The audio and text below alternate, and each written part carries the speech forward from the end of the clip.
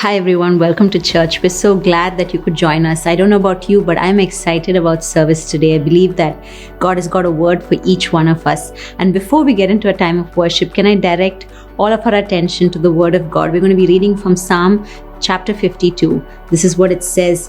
Why do you boast of evil, you mighty hero? Why do you boast all day long? You who are a disgrace in the eyes of God, you who practice deceit, your tongue plots destruction. It is like a sharpened razor.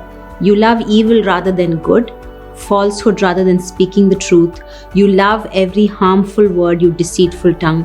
Surely God will bring you down to everlasting ruin. He will snatch you up and pluck you from your tent. He will uproot you from the land of the living.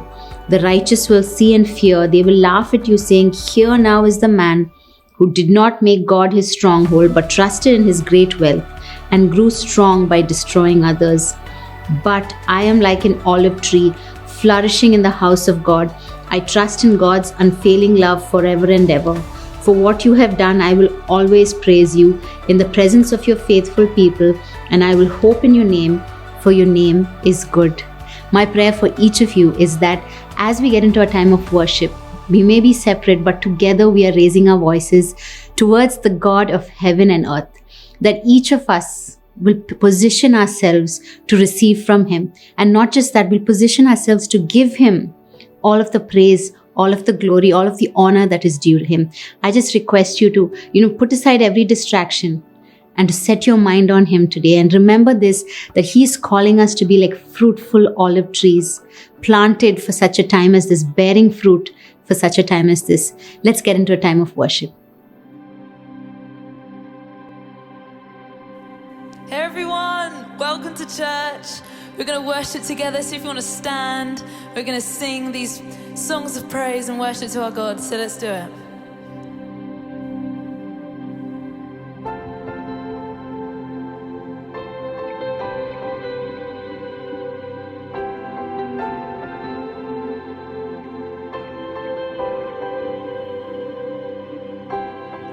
Our Father everlasting, the all-created one, God Almighty,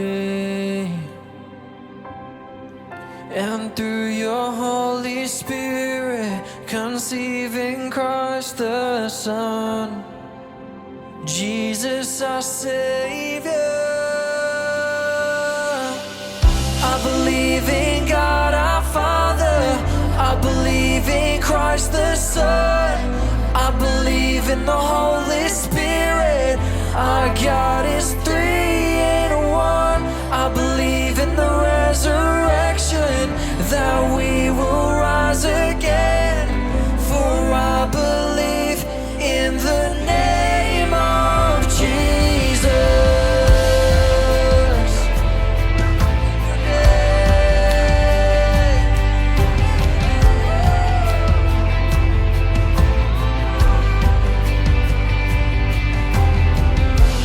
Judge and our defender, suffered and crucified.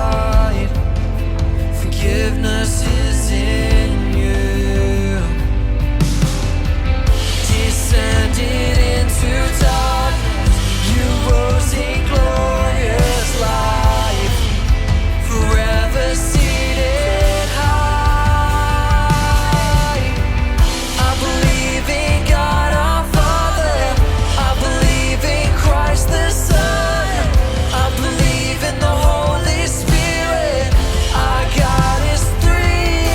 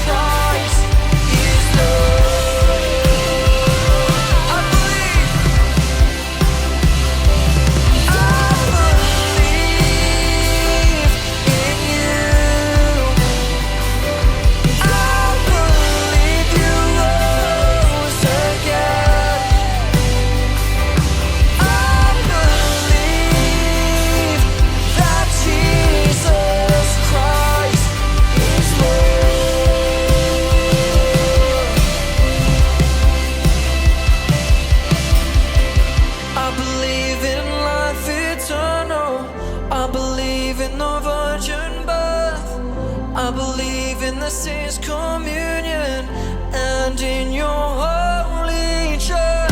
I believe in the resurrection when Jesus comes again. For I believe in the name of Jesus. I believe in God our Father. I believe in Christ the Son. I believe in the Holy Spirit. Our God is three in one. I believe in the resurrection, that we will rise again. For I believe in the name of Jesus. For I believe in the name of Jesus.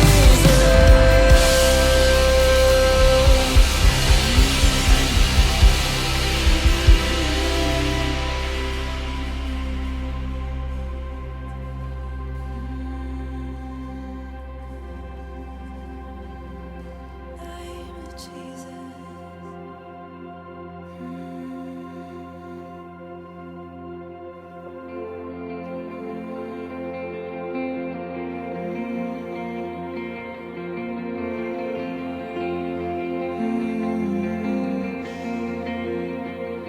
As the Spirit was moving over the water, Spirit, come move over us. Come rest on us. Come rest on us. As the Spirit was moving over the water, Spirit, come move over us. Come rest on us. Come rest on us. Come down, Spirit, when you move, you make my heart pound. When you feel the room, you're here and I know you are moving. I'm here and I know you feel me. Calm down, Spirit, when you move, you make my heart pound. When you feel the room, you're here and I know you are moving. I'm here and I know you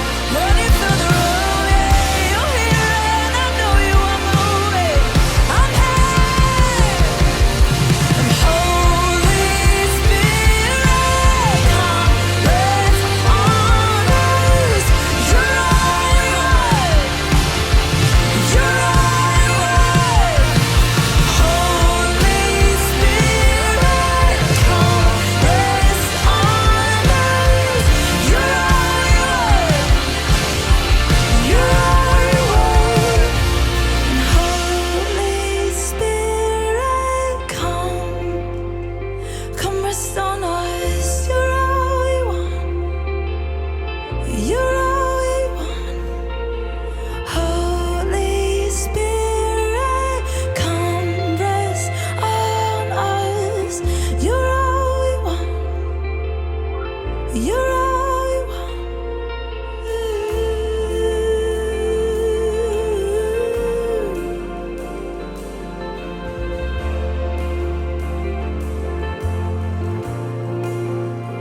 Do you want the Holy Spirit to fall? Do you wanna be refilled with His holy fire? Just ask, just say yes.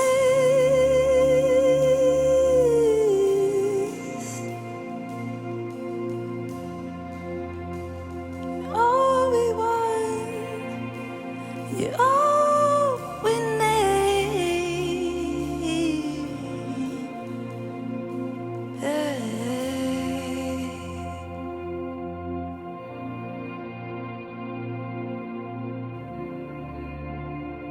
You're all we want, Holy Spirit, Holy Spirit, come rest on us. You're all we want, you're all we want.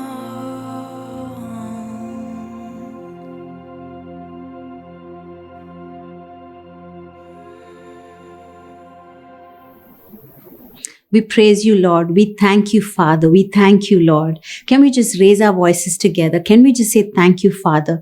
Thank you, Lord. We thank you for all that you have done. We thank you for you have been so present. Thank you, Lord, that you have not abandoned us for a minute. We thank you for your everlasting love. We thank you for your steadfast love. We thank you for your mercies, which are new every morning. We praise you, Father. We thank you. And Lord, we just raise up our hands in praise. Lord, we lift up our voices and say it collectively, thank you, Jesus. We thank you. We thank you. Right now, Lord, we just come before you, asking for every need that we have. Each of us have needs, oh Father. I pray that where there is a physical ailment, Father, we commit it to you right now, knowing that, Father, you are our great physician. You will heal us according to your perfect will. I pray that, Lord, minds that are broken, that are hurting, that, Lord, are confused right now, in Jesus' name we pray that minds will submit to your Lordship. I pray, Lord, that mental disturbances will be healed. Emotional disturbances will be healed. We pray for healing in the body. We pray that, Lord, cancers will be healed. Father, we pray that every hormonal imbalance will be set right in the name of Jesus.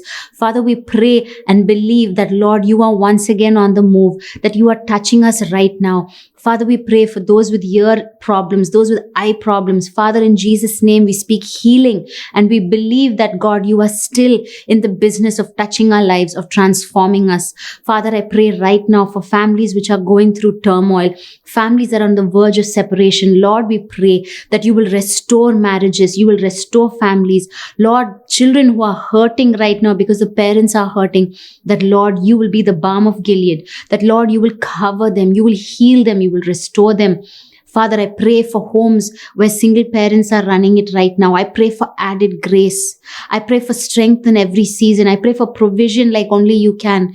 I pray, Lord, that children will experience the love of a heavenly Father, that, Lord, you will be everything that they need. I pray, Lord, in times of discouragement, loneliness, hopelessness, that, God, they will find their rest and hope in you. Father, I pray right now for all those who are longing to be married. I pray, oh Father, that, Lord, you will show them exactly what you have in store for them. I pray they will wait on you, oh Father, that they will embrace the season they are in, that, Lord, they will live life to its fullest, oh Father, as they are. Father, I pray for those who are longing to have children, to be parents, oh Father. We pray and right now believe that, God, you will do the impossible. Beyond what doctors say, we believe that you will work, you will move. And so we speak healing in Jesus' name. Father, I pray right now for churches around India. We bless every church service that is happening right now. We pray that the power of God will be manifest. I pray, oh Father, Holy Spirit, you will move in a new way. I pray for unity amongst churches. I pray that, Lord, we will, as we lift our voices for each other, for our countries, Lord, that you will bless and keep us. We pray for the nations of the world. We pray for every continent. We pray for every state, every country, every city, oh Father. We pray where there is turmoil, where there is the threat of war, where there is famine, Lord, where there are natural calamities, oh Father, in Jesus' name we come before you asking, that, Lord, you will do something new. I pray that you will rescue people, Lord. We pray for lands to be restored. We pray, Lord, that you will provide like only you can. We pray for a magnificent move of the Almighty God once more, oh Father. We pray that your hand would be upon your people. Father, we pray right now that you will continue to work in us, Lord, through us, oh Father, that we will be the salt and the light of the earth. We pray for every one of us who follow you, oh Father, that you will help us every day to die to ourselves and follow you, Father. Help us. Help us. We need you. We cannot do it alone. We ask that you would help us. We commit our lives into your hands. And we pray that, Lord, you will move in us. You will change us. You will restore us. You will heal us, Lord, in the deepest parts of us. We love you and we thank you. Thank you for all you have done through your Son, Jesus. We thank you, Holy Spirit, for what you do in our lives. We love you, Heavenly Father. In Jesus' name I pray. Amen. Amen.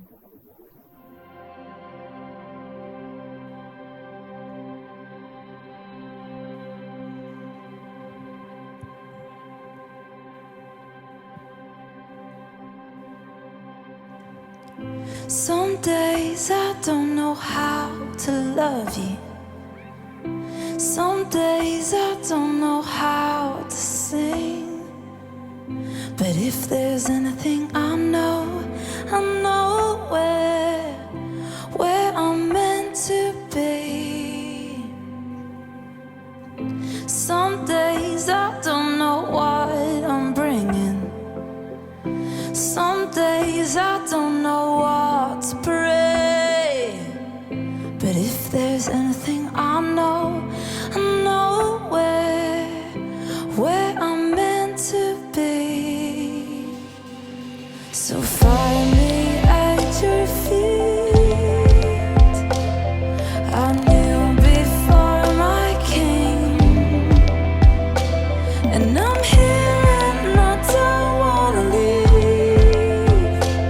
So find me at your feet.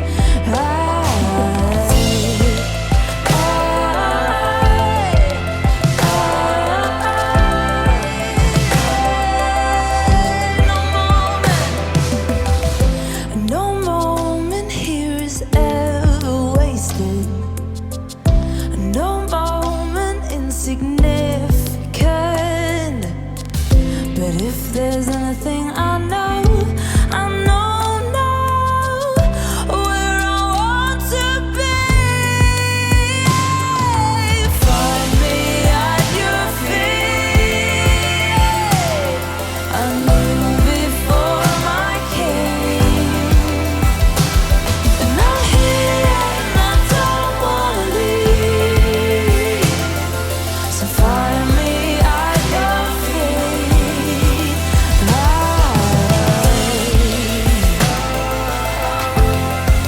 Find us at your feet.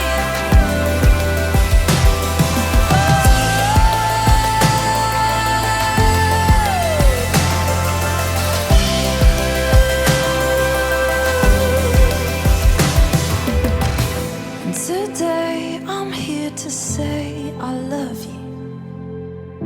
Today I bring you all I am.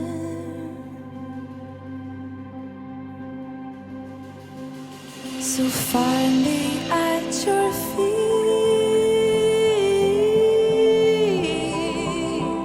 Jesus. And I'm here, I don't wanna leave.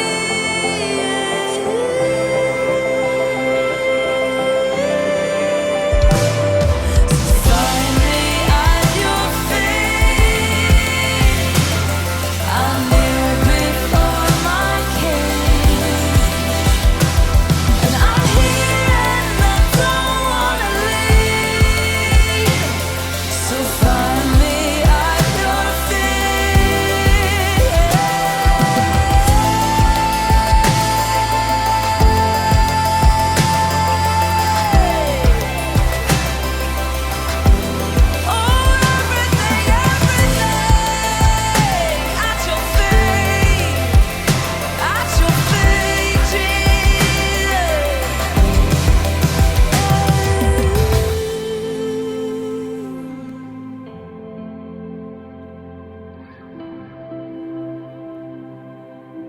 Lord Jesus, I thank you that we can come to your feet, we can come and simply learn from you. We can sit by your feet and hear your voice. When we read your word, we get to know you, what you're about, your stories, endless stories, Lord Jesus. We thank you, Lord God, that we can freely sing, we can freely worship you, that we can be at your feet, we can weep, we can grieve, we can joyfully delight in you, Lord Jesus, all the things at your feet, and worship. And so, Lord, as we continue to sing, would you take our worship, would you take our praise, would you take our adoration? This is all for you. We sing because of you. We raise our voice because of you, Lord God. We're alive because of you. Take our praise. So, church, in this moment, if you're sat at home, why don't you stand? We're going to sing. We're going to praise our God. Because what more can we do? What better to do than worship and raise our voice and worship him and give him the glory? So join us as we sing. We're going to sing this amazing song called The Stand, and you've probably sung it 1,000 times, but it's so powerful, these words. So come on, let's sing together, church. Come on, take it, Alex. So I'll stand with arms high and unabandoned, in awe of the one who gave it all. I'll stand, my soul unto you surrendered. All I am is yours. We will stand. And I'll stand with arms high and unabandoned, in awe of the one who gave it all. So I'll stand, my soul unto you surrendered. All I am is yours.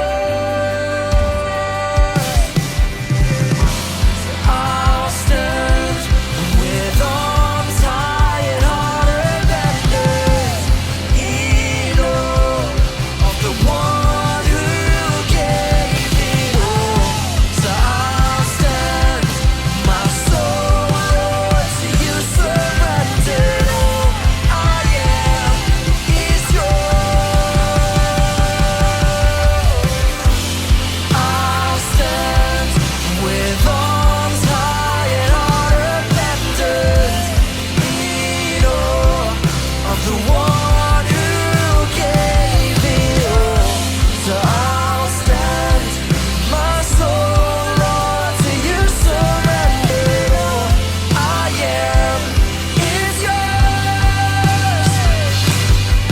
And all I am is yours.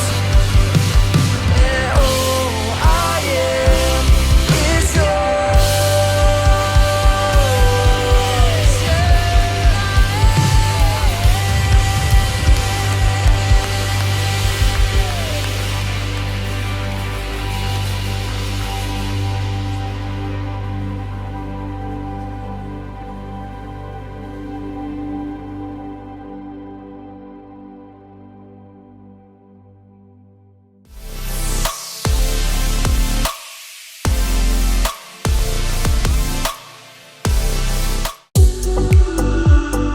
If you need prayer or just someone to speak with, please contact us on this number. We would love to get in touch with you, since we believe that when we pray together, there is power in agreement.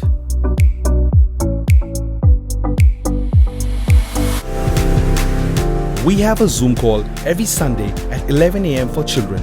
If you have children below the age of 12, they are welcome to join us.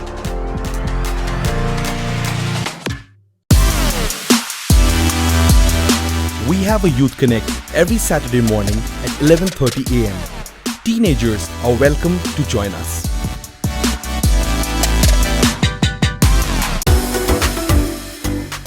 We meet this Wednesday for our weekly fellowship and prayer call. We would love to have you join us. You can DM us on the number given below to get more details.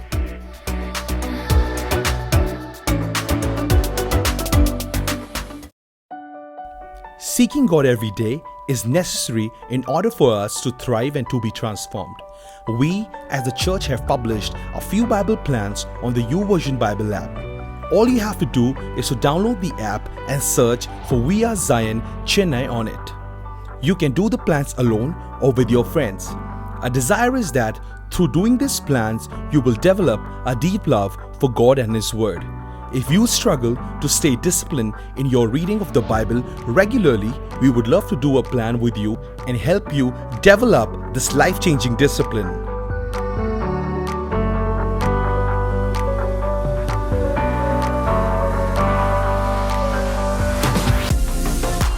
Our sermon podcasts are available on your favorite streaming podcast platform. Make sure to search for Sermon Podcast We Are Zion. Our prayer is that as you listen to these podcasts, you will be blessed.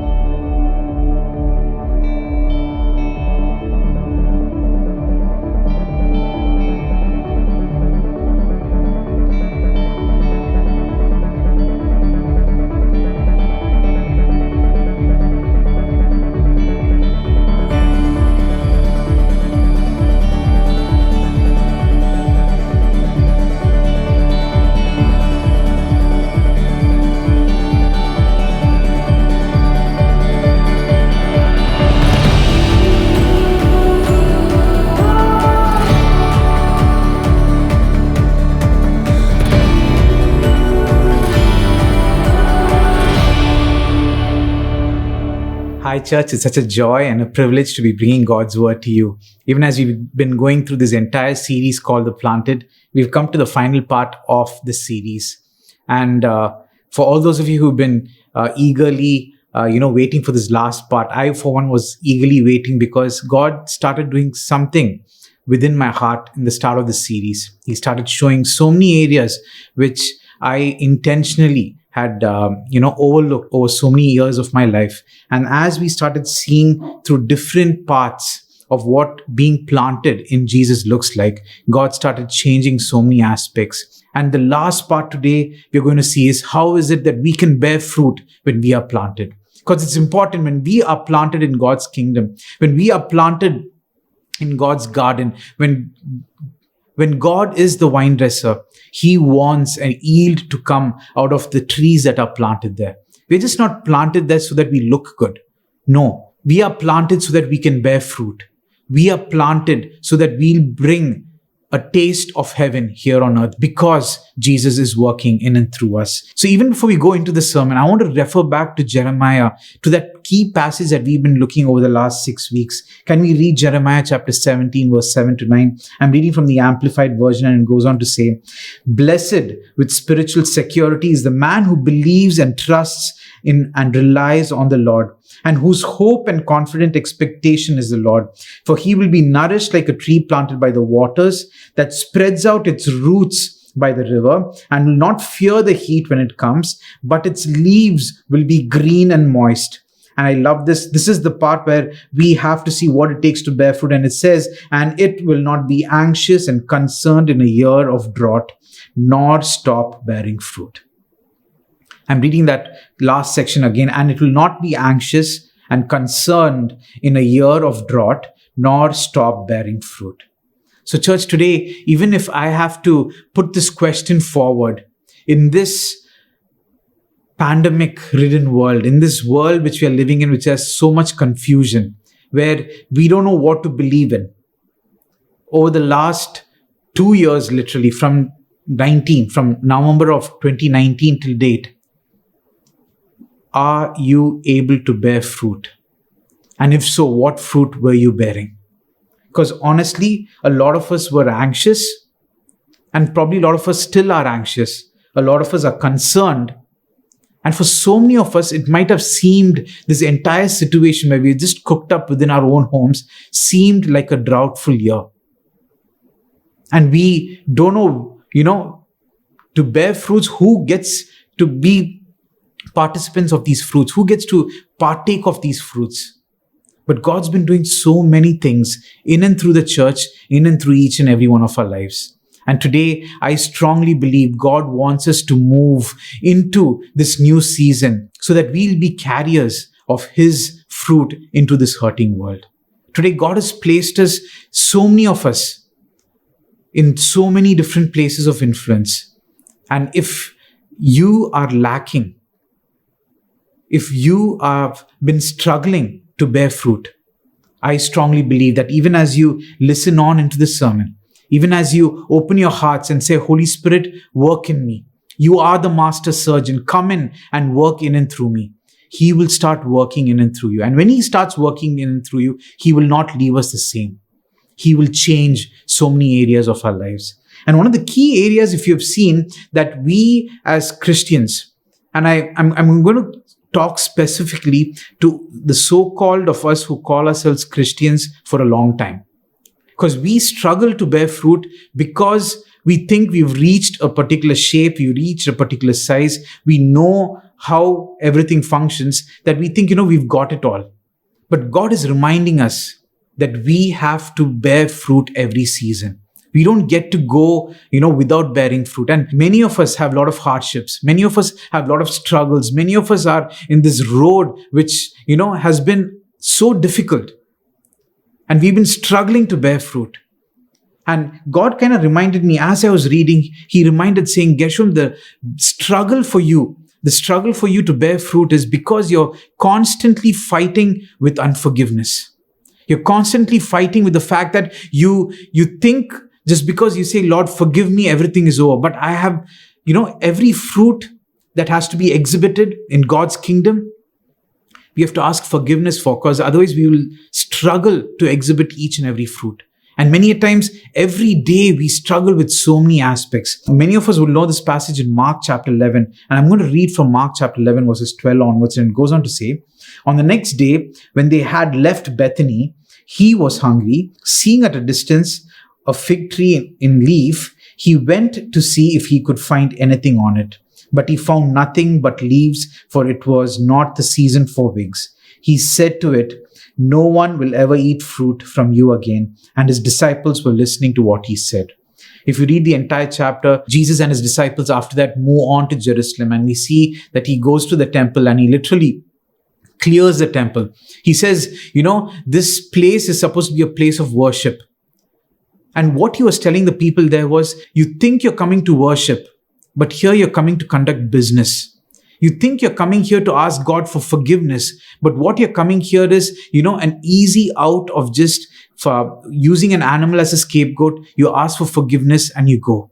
And Jesus was there to remind them, hey, this place is not for business. You need to take repentance seriously. You just can't just lay your hand on the animal or on the bird which has to be sacrificed and give it and then go about. You need to truly repent. And then the following day when He's coming back, we see again in Mark 11, 20, 26, in the morning as they were passing by, the disciples saw that the fig tree had withered away from the roots up. And remembering, Peter said to Him, Rabbi, Master, look, the fig tree which you cursed has withered. Jesus replied, have faith in God constantly. I assure you and most solemnly say to you, whoever says to this mountain, be lifted up and thrown into the sea, and does not doubt in his heart in God's unlimited power, but believes that what he says is going to take place, it will be done for him in accordance with God's will. For this reason, I am telling you, whatever things you ask in prayer in accordance with God's will, believe with confident trust that you have received them, that they will be given to you.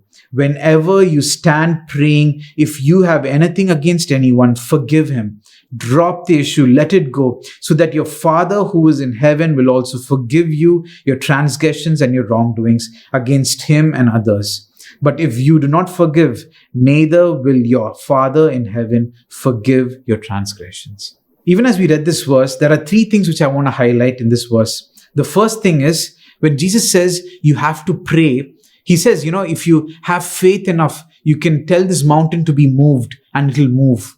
And I love how it says that within brackets, it says, in accordance with God's will.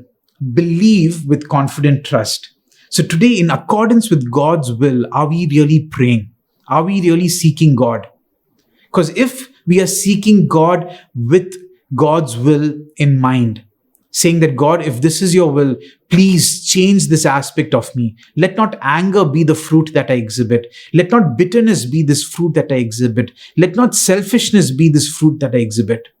We sometimes just take the easy way out, like how the people in those days did. They find that scapegoat and we just, cumulatively, we are so clear in, asking for forgiveness within that one word, Lord, please forgive me. And we think everything is forgiven. Yes, everything is forgiven. But if we really need certain traits in us to change, we need to be specific and ask God for that. And I love how it says here, believe with confident trust that you've received them. Because if you're really genuine, if you're really saying, God, I struggle to have your love to show to your people right now. Can you give me your love? He will give it. Because you're confidently trusting that He'll give it. He will give it to you. It goes on to say, do we have a sole trust in God so that He'll bring it to pass?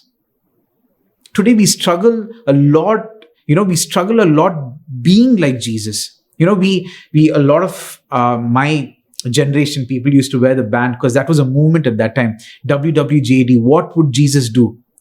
We can do a lot of things because of the emotions of it. But if we have to consistently do what Jesus is calling us to do, if we don't have a heart change, if we do not ask God, according to your will, change me, Lord Jesus. I don't want to be this. To reflect you, I need to be more like you. He's willing to do that. And a lot of it stems from this place of, have we forgiven others? Because honestly, I've been struggling with that a lot. In fact, I was telling my wife, even a couple of days before preaching, and I was just sharing, these are some of the struggles that I have when it comes to forgiveness. I say I've forgiven, but I struggle to forget. And as I was meditating, God was reminding me, can you be confident knowing that I'll take care? I'll enable you to forget it. Because at the end of it, what journey I've been through reveals more that this was God's will. This was part of God's journey. And so I've been through it and I've come out the other side. And I have to see God in all His sovereignty, that He is in control of everything. And so today, church, if we want to be fruitful in the kingdom of God, if we want to be fruitful in the earth, if we want to be fruitful in our families, if we want to be people who say we are planted, our fruits are what people are going to taste. Our fruits are what people get to taste and see and tell, this is a follower of Jesus. And many a times, the fruits that they get to taste of us are very different. So today, can we commit ourselves and say, Jesus, can you start working in and through me? Because at the end of it, I want to be flourishing in every season.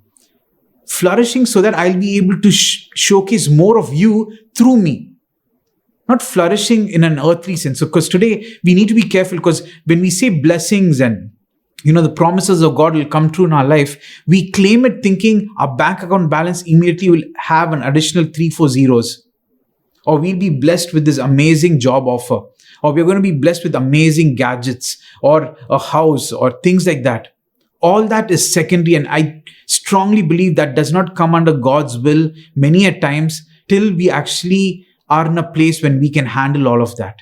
And a lot of our struggle is because of that. We are asking for stuff from God which God knows that we can't handle. And so before we go into that place where we are asking for more of other things, let's first ask God for, the God things in our heart, so that when we bear fruit, people get to taste Him. And so one of the key things that we have to do in and through our lives constantly is we need to wait patiently on God. Why is waiting patiently on God so important? Because it comes with us in being in close communion with Him. So today, even if we have to bear fruit, we need to wait patiently on the Lord. We don't have to wait patiently on someone else. We wait patiently on the Lord. And a lot of the times, this master surgeon is quietly working in and through us. And so I strongly believe the pandemic is probably the most right time for all of us, as we are all in closed doors, cooked up in our own homes. It's a time when God can actually work in and through us so much. He wants to change so many things in and through us. He wants to remove hopelessness. He wants to remove, that anxiety within us. He wants to remove those spiraling thoughts that just take us down and pull us down each day. He wants us to work in and through us so that we'll start having His fruits. James chapter 5 verse 7 to 8 goes on to say, "Be patient then, brothers and sisters, until the Lord's coming. See how the farmer waits for the land to yield its valuable crop, patiently waiting for the autumn and spring rains. You too be patient and stand firm, because the Lord's coming is near. Don't grumble against anyone, brothers and sisters, or you will be judged. The judge is standing at the door." James, as he's talking this, talks about waiting patiently until the Lord's return. Today, a lot of us, we are waiting patiently probably for our next appraisal. We are probably patiently waiting for, the next breakthrough. All that is good. But as we wait patiently, let's all remember, till the Lord comes, we have to patiently be asking God to work in and through us. And with that patience, what happens is God moves things in our heart. Today, at 37, if God's doing something in my life, as I patiently wait, the fruits that come out of this waiting and this patience that I'm, holding on to and asking God to be with me will be seen in the years to come. So can we patiently wait? And because God wants to work in and through us. If we say we are Christ followers, people, the watching world is watching us closely.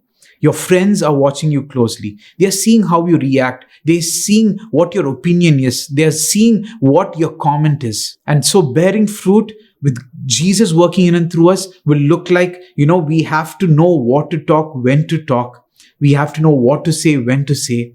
And that all will come because our reliance is on the Holy Spirit. Our dependency is on the Holy Spirit. We won't just do it because, this is what we have to do. It wouldn't be just mechanical things. We will start moving in and through the Spirit. We'll start declaring things. God will give us that word of prophecy. God will give us that word of wisdom to speak over someone's life. God will give us that deep, sudden, desire to pray for someone and uphold them and see them come through victorious. All that will happen as we patiently wait. Luke chapter 13 verse 6 to 9, Jesus is actually talking about this parable where the owner goes to a gardener. The gardener has actually been tending to this tree for the last 3 years and it's not, borne any fruit. And, the owner goes there thinking that there will be some fruit. And the gardener says, to the owner, give me another year. I'll put some fertilizers and make sure that it'll, bear fruit. And the owner goes on to say something. I'll give it another year. If nothing happens, cut it and throw it to the fire. And so today, as we are planted in Jesus, as Jesus is working in and through us, God wants us to bear fruit so that we'll be of use to, His name, to His representatives as we are on this earth, that we'll be of earthly use, that God wants to use us. And so today, if you've been struggling, you've been thinking, I'll be a silent Christian. I'll be a silent observer. God doesn't want observers in His kingdom. God wants people who are willing to take that step of faith. God's wanting those people who will take that step of faith. God's wanting those people who will stand there and, boldly declare, this is what the God of Israel, this is what the God Almighty wants to do in and you through today. God does not want observers. God wants people who are passionate enough to come in, take that step and say, God, work in and through me so that I can take the next step and be a representative here on earth. So today, bearing fruit is just not for us to observe and to be in this silent mode where we are like, we are Christ followers. No. It's for us to be in a place where we are the watchmen, where we are standing in the gap, where we are, armor bearers for His people, for His children, for His kingdom, so that we will be able to take ground in this world. We'll be able to take every inch that the enemy is trying to steal. And so today, for us to bear fruit, in bearing fruit, the first thing which I would like for us to look into is we need to be keeping with repentance. A lot of us know about John the Baptist. He came before Jesus. He came to prepare the way. And one of the things that he did was, as he was calling people to repentance, a lot of them came, to confess their sins and say, we want to be baptized so that we will be ready for the Savior to come. And this is what it goes on to say in Luke chapter 3, verse 7 to 9. Let's read. It says, "So he began saying to the crowds who were coming out to be baptized by him, 'You brood of vipers, who warned you to flee from the wrath of God that is to come? Therefore produce fruit that is worthy of and consistent with your repentance, that is, live changed lives, turn from sin and seek God and his righteousness. And do not even begin to say to yourselves as a defense, we have Abraham for our father, and so our heritage assures us of salvation. For I say to you that from these stones God is able to raise up children, descendants for Abraham. For God can replace the unrepented, regardless of their heritage, with those who are obedient. Even now, the axe of God's judgment is swinging towards the roots of the trees. So every tree that does not produce good fruit is being cut down and thrown into fire." Even as I said that we need to bear fruit in keeping with repentance, John illustrates this beautifully here. He says, produce fruit that is born consistently out of repentance.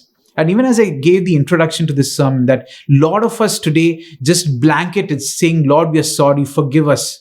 God wants us to grow into mature believers. To grow to mature believers, we need to start identifying, God, these are the areas that I'm struggling with. We need to be honest. And the more we are honest and we ask God for help, we can see some fruits, starting to come out and starting to bear, because we are constantly asking God for repentance. So today, why is it important that we have to bear fruits in line with repentance? Because we will come to a place where we are dependent on God to showcase Jesus' fruits out into this world. We need to have more of Jesus in and through us. And oftentimes we can't just say, Lord, we are sorry. It doesn't cover everything. There are so many areas in our heart that the enemy time and again just uses it to derail us from being Christ-like to this world. I don't know, even as John was telling here to the Pharisees, he was telling to the people, don't immediately tell we're descendants of Abraham. We take comfort with our heritage. So today, church, what is your heritage? Is your heritage that you're regular to church? Is your heritage that, I'm serving God in some capacity? What is your heritage? Is your heritage saying, I know how to pray right, I'm using the right Christian lingo? Or are you saying that, my heritage is, I have so many people who I'm trying to, model after, and I'm doing everything that they are doing. And so I think I am a Christian. Or are you just like posting the right things on social media? Today we can, camouflage ourselves to the watching world saying this is us. This is who we are in Christ. This is who, this is the aura that we have. This is what our face value is. But when we say we have to bear fruit in line with repentance, God's looking at our heart. God's really looking at, hey, are you really being the salt and light to this person today? Or are you inwardly just thinking, this person is not of my tribe, or this person is not of my community. So I'll just just give a listening ear and then I'll go my way. Because I'm a Christian, I should give a listening ear. Today, are we biased towards people because of their color? Today, are we biased to people because of their economic status that they hold in society? Today, are we biased to people because they can speak in English a bit and because they falter a lot or they don't have a good education? The fruits that we bear as Christ's followers go beyond all that. The fruits that we bear for Jesus goes beyond all of this. It goes beyond the fact that, I will still bear fruits, Lord, wherever you ask me to, even to the people who you just bring across my path so that they'll have a taste of Jesus.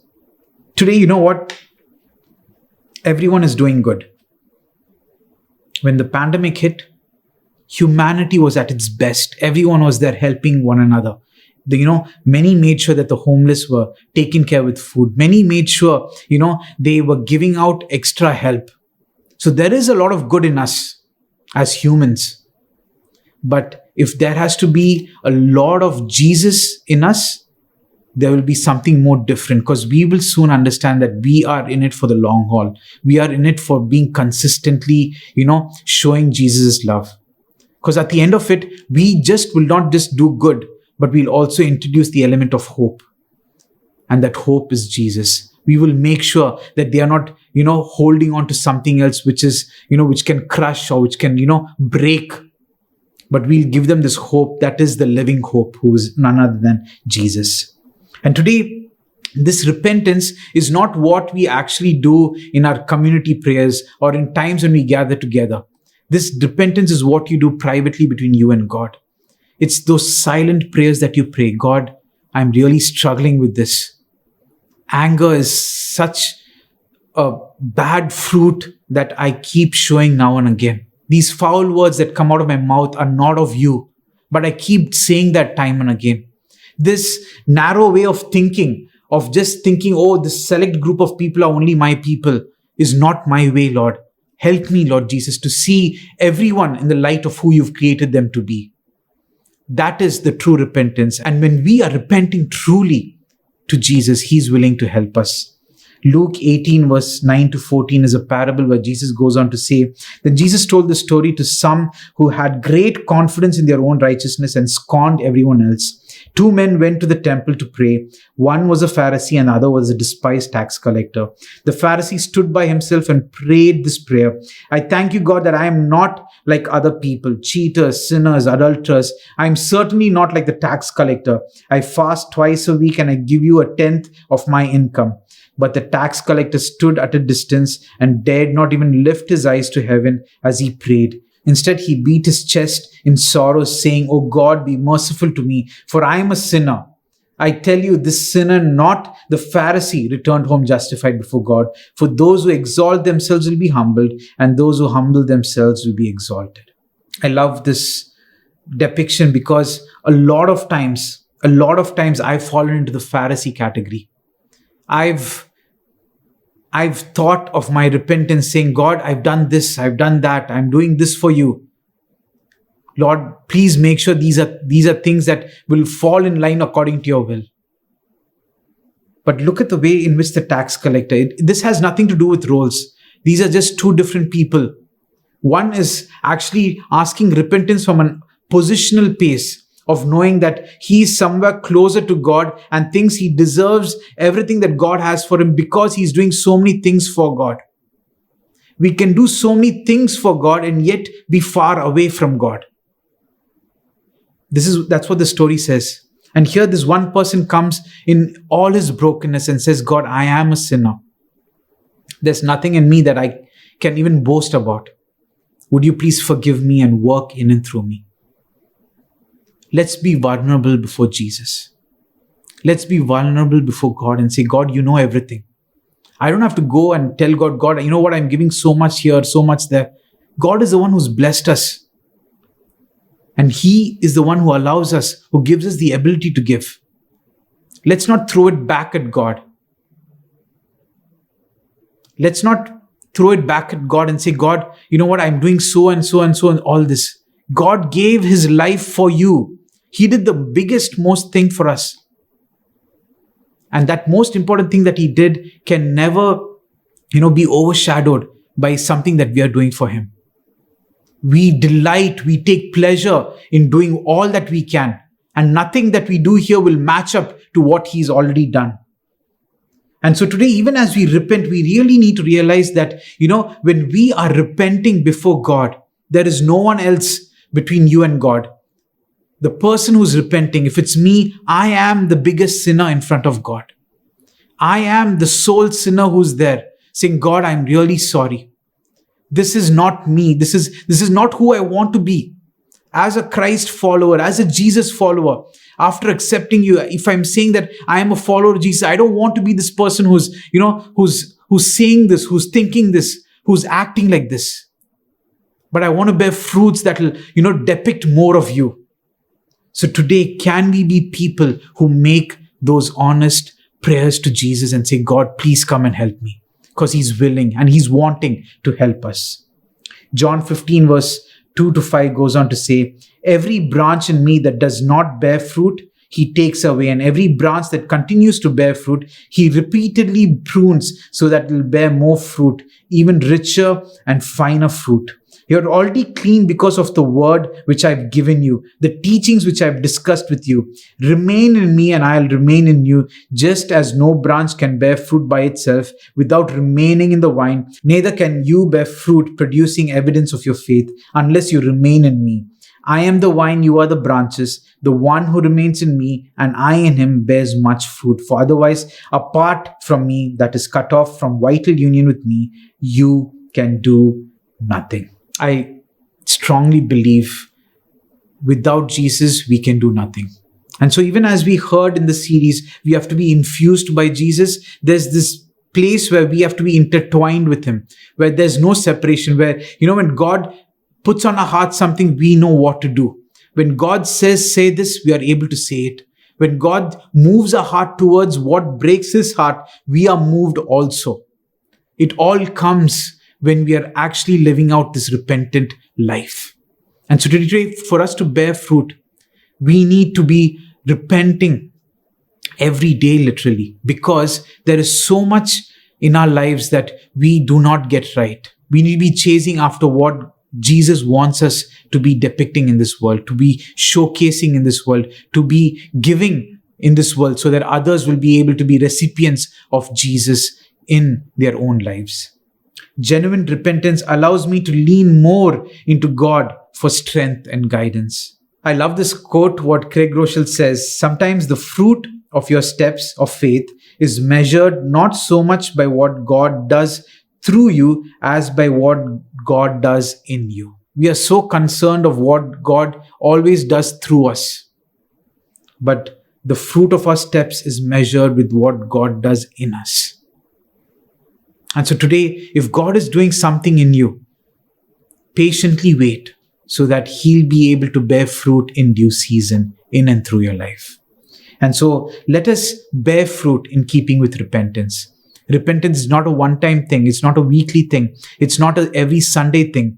It's an everyday thing, because we want to bear the right fruit in this world so that everyone will get a taste of Jesus and not us.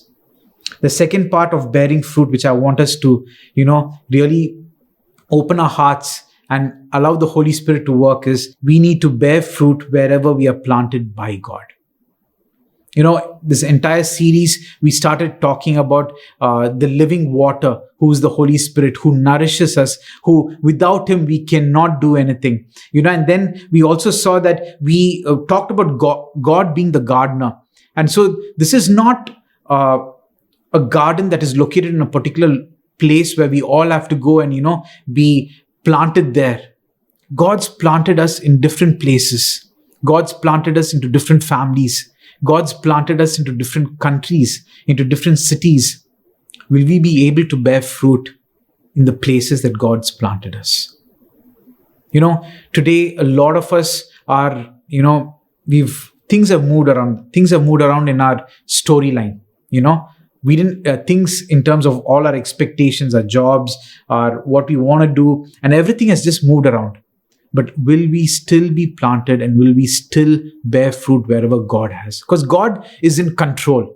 Last week we heard God is in control. When his light shines, there's no darkness. He is sovereign. And so today, wherever God's planted you, will you bear fruit? I love what God's been doing in and through our lives. I still remember 8 years back when we had to, travel to 3 different cities in 3 consecutive years. It was literally like, you're planted in another place and you're uprooted again, and then you're planted into another city and you're uprooted.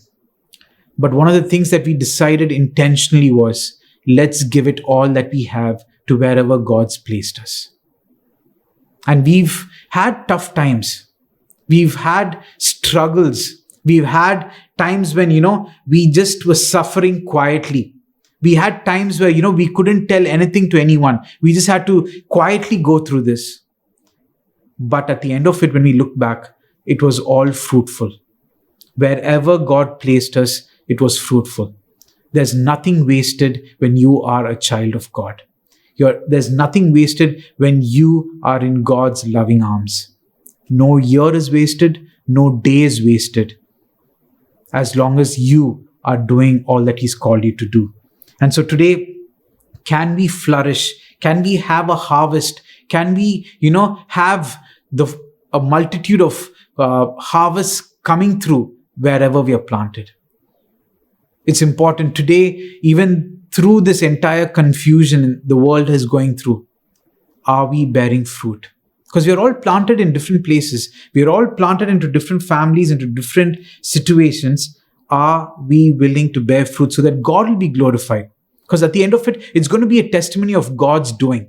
So today, even if you are a college student, if you are a student, if you are a young working adult, if you are a spinster, if you are someone who's just got married, for some of you who've been already married and you've been in this marriage journey for the last 5-6 years, for some of you are parents, for some of you who, because of life circumstances, you're separated, for some of you who've lost someone you've loved and so you're a widow or a widower, for some of you who are in this journey of being grandparents, whatever life stage that we are in, are we willing to still bear fruit and, be planted and flourish wherever God's planted us? Whatever stage of life that we are in. Because there is someone that God wants us to still share. There is someone who's still hurting, but God will still use our testimony and our own life of how He's been faithful and how He's been on this journey.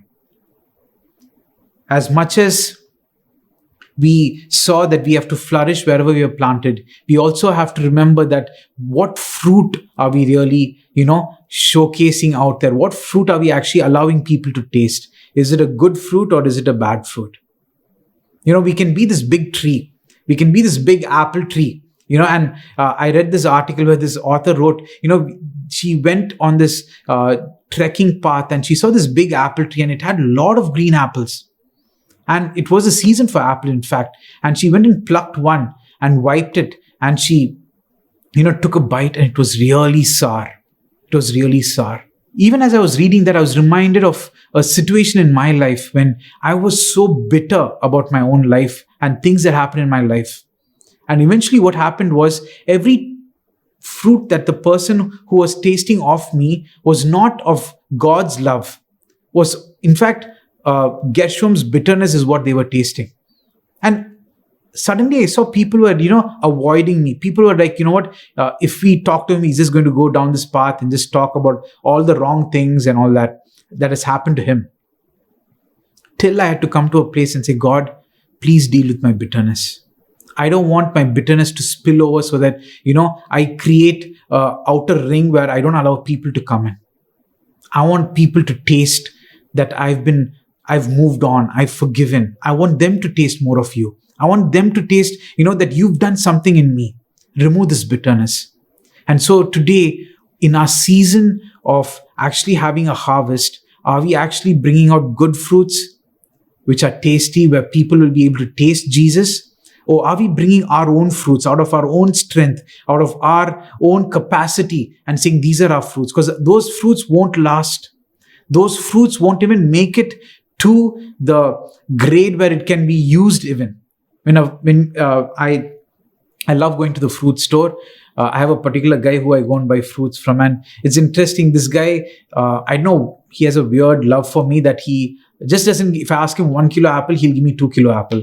If I ask him for 1 watermelon, he'll give me 2 watermelons, and I end up literally coming home with a box full of fruits because he just wants to make sure that I have more. He says, you just eat fruits and you live long. That's what he says to me most of the time.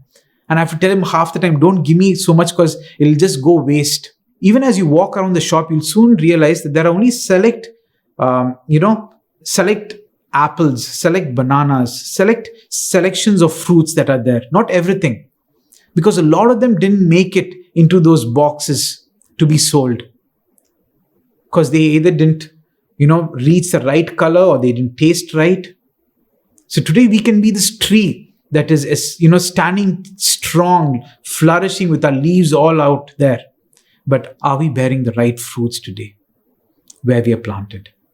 And that comes only when we are closely walking with God. So whatever season you're in, God will start showcasing and start introducing you to showcase different fruits so that people will start having a taste of that.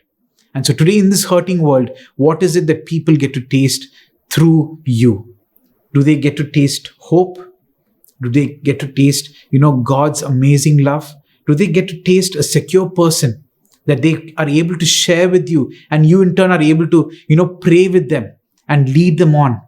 Are you standing there as a testimony for Jesus? I love what it says in Hebrews chapter 12, verse 11. It says, "For the time being, no discipline brings joy, but seems sad and painful. Yet to those who have been trained by it, afterward it yields the peaceful fruit of righteousness, right standing with God, and a lifestyle and attitude that seeks conformity to God's will and purpose." So even as we are bearing fruit in line, keeping in line with repentance, we'll soon realize that God constantly is pruning us. God's pruning us so that we'll yield better. God's pruning us so that, our every fruit that we give is getting shaped better.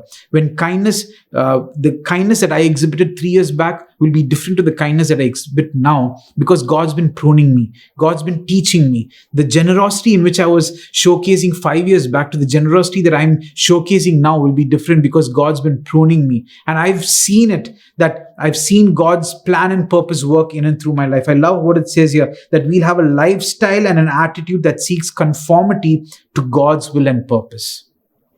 And so at the end of it, you wouldn't be really worried whether they like you or not, because you're like, this is what God's told me to do and I'm doing it.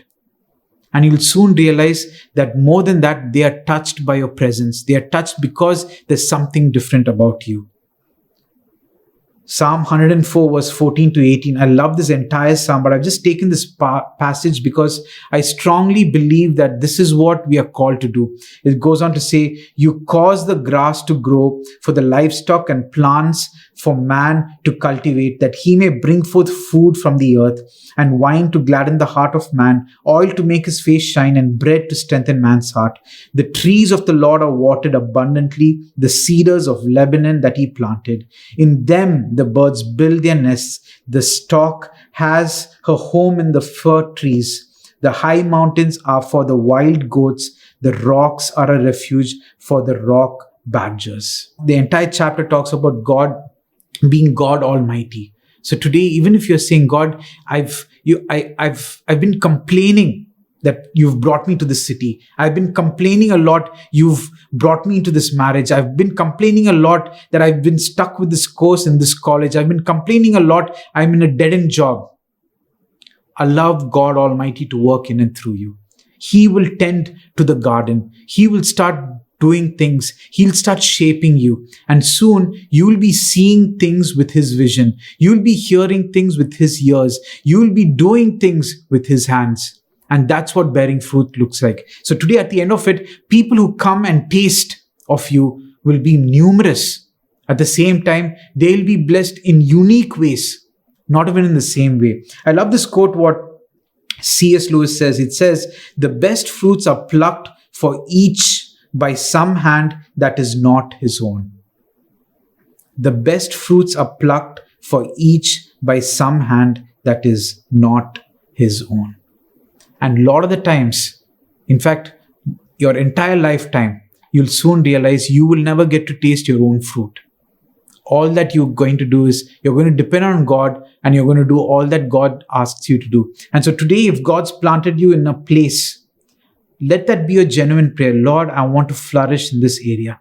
I want to flourish in this city that you've put me in. I want to flourish in this place." Because at the end of it, when you see the bigger picture, as we all, as individuals, as we all flourish in wherever God's placed us, when we gather together, we are a bigger representation of who God wants us to be. So today, if I am depicting this fruit of kindness, and my wife is depicting this fruit of patience, and another member of the church is depicting this fruit of self-control, and each of us are depicting different things, and we all come together as one church, what happens? We all get to taste of it together. And this eventually is a taste of what Jesus is like. And just imagine when we all can get to taste that within the kingdom, after God's worked in and through us individually, we in turn take this out to the hurting world. We will see so many people's lives changed. We'll see God do amazing things. We'll see healings happen. We'll see restoration happen. We'll see dead situations turn around and have life. And church, I believe that God wants us to be bearing fruit wherever we were planted. We will not just bear 1-fold or 2-fold, but 100-fold. We will flourish because it will be a depiction that this is who Jesus is.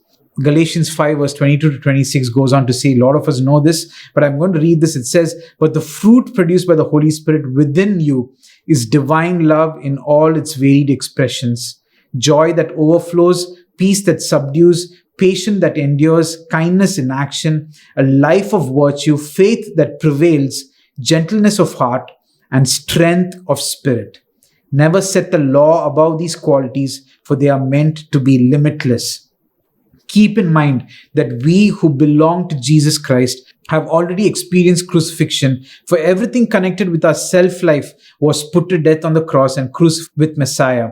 If the Spirit is the source of our life, we must allow the Spirit to direct every aspect of our lives. So may we never be arrogant or look down on another, for each of us is an original.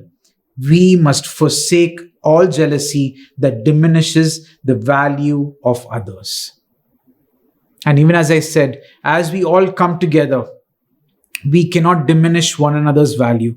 We are all originals. And so as God is doing this in and through our lives, we will mature. We will mature to a place where we'll be able to showcase our fruits to everyone around, to a community, and in turn to a world. And it all starts with first allowing God to work in and through us. And here specifically the Holy Spirit. Because the Holy Spirit quietly works. He works intricately. He's like the surgeon who knows how to do the right thing at the right place at the right time. Will you open your heart today? Will you open your heart? I love what it says in Psalms 1:3. He will be standing firm like a flourishing tree, planted by God's design, deeply rooted by the brooks of bliss, bearing fruit in every season of life. He is never dry, never fainting, ever blessed, ever prosperous. So church, today I want to declare to you, may you be deeply rooted by the brooks of bliss. May you be planted by God's design, not your design. May you bear fruit in every season of life. May you never be dry. May you never be fainting. May you be blessed and may you be prosperous. Because God wants us to prosper. God wants us so that this world will see who Jesus is. This world needs hope. This world needs life. This world needs Jesus. So today, even with bearing fruit, can we keep with repentance? And can we flourish wherever God's planting us so that He'll be glorified and He'll be honored? For those of you who've been listening to this entire sermon and you've been wondering, you've been talking a lot about Jesus and us being Jesus. Before us actually being more like Jesus in this world, the first thing that you have to do is actually accept Jesus into your heart. And I want to ask you, if you have not committed or if you've not asked Jesus to come into your heart, would you take this time to actually ask Jesus to come into your heart? Why do we ask Jesus to come into our heart? Because we are all sinners. God created us in the beginning, but we had sin within us and that separated us from God. And Jesus was this perfect sacrifice. He was God who came down to earth, and He who knew no sin, He didn't know any sin, He didn't commit any sin. Yet He willingly went to the cross and He died for us. He loved us so much that He died for the entire mankind. His love was perfect. And so today, when we accept Jesus into our heart, we are just not accepting Jesus who is a God who died on the cross, but on the third day He rose again. And He's a God who's alive. And He's given us the Holy Spirit today who is living in and through us. The first step is to accept Jesus into our heart and to declare with our mouths and to believe with our hearts that He is our Lord and Savior. So today, if you haven't accepted Jesus, I would love to take this opportunity. If you would love to repeat this prayer after me, could you repeat this prayer? Dear Jesus, I know I'm a sinner. Come into my heart. Forgive all my sins. I believe you are the Lord and Savior of my life. You are God. In your most holy name we pray. Amen. Amen. Following Jesus just doesn't stop with this one prayer. It in fact starts right now. And the Christian journey is not one which is easy. It's one which requires us to be intentional, requires us to, ask help from other believing Christians around so that we'll be able to read God's word together. We'll be able to have prayer, we'll be able to have prayer help and prayer support, and so that we'll be able to take those bold steps in faith. So I would encourage you, get in touch with us so that we'll be able to journey along with you. Get in touch with us so that if you're from another city, we would love to connect you to another church in your locality so that you'll be able to grow. And at the end of it, you will be able to bear fruit in God's kingdom wherever He's placing you. Church, even as we've come to the last part of the series, even as we're concluding, my prayer is that we will be planted in God's kingdom. We'll be planted so that God, who's the master wine dresser, will be able to prune us, will be able to shape us, so that we'll be able to bear fruit, and so that we'll be this salt and light in this world, so that we'll be able to, be flourishing wherever we are placed, wherever we are, so that we'll be able to bring glory and honor to Him. So can we just close this service and commit this week into God's hands? Our loving Heavenly Father, Lord, we thank you, Lord, for this time. Lord, we thank you for all that you've been doing in and through our lives, Lord Jesus. And I pray specifically, even as we heard from your word, may we, Lord, take every step, Lord Jesus, in accordance to your will, Lord Jesus. We ask, Lord, may our repentance be one where we, Lord, ask you to really change each and every characteristic within our own hearts, so that at the end of it, we'll be able to have a harvest, Lord, which will be multitude, so that we'll be able to showcase that to this world, Lord. Use us, shape us, mold us, Lord Jesus. Help us to be consistent in our walk with you. Help us to be ever listening to you, Lord Jesus. I pray our ears will be tuned to your voice, Lord. Our hearts will be receptive to you, Lord. I pray when we read your word, may our eyes always be open to what you are wanting us to see, Lord Jesus. We thank you. Go before us. Be with us, Lord Jesus. I pray specifically you would be with each and every one right now, Lord, that we all will flourish wherever we are planted. Whatever season we are in, Lord, we will still bear fruits so that we will be able to reach many others and tell them about Jesus and walk along with them, Lord. We thank you.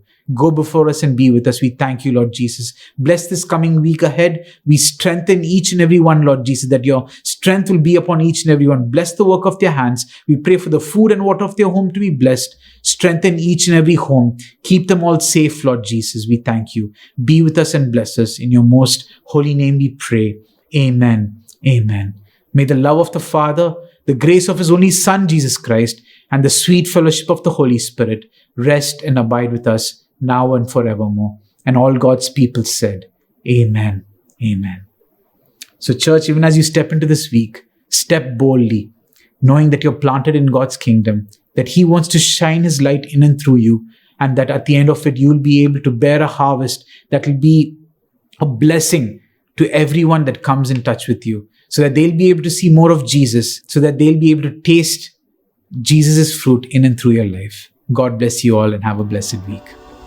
I believe that each one of you were blessed by today's word. I was personally. I looked closer at the fruit on my life. Sometimes it's not been the best fruit, and it's really gotten me to look deeper at my own life. And I pray that this week, each of you will experience God in a new way. Each of you will examine that fruit on your life and trust God with it, because there's really not that much that we can do. We can ask Him to work in us. If you are interested in following us on YouTube, you can subscribe to our YouTube channel. We have Bible plans available on the YouVersion Bible app. Feel free to do a Bible plan by yourself or with friends. If you would like to be in touch with us, get in touch with us. Our WhatsApp number is here on the screen. Get in touch with us. We'd love to be in touch with you, journey with you, connect you with other believers in the area so that you will not do this journey alone. Remember, most importantly, that whoever finds Jesus finds life. God bless you.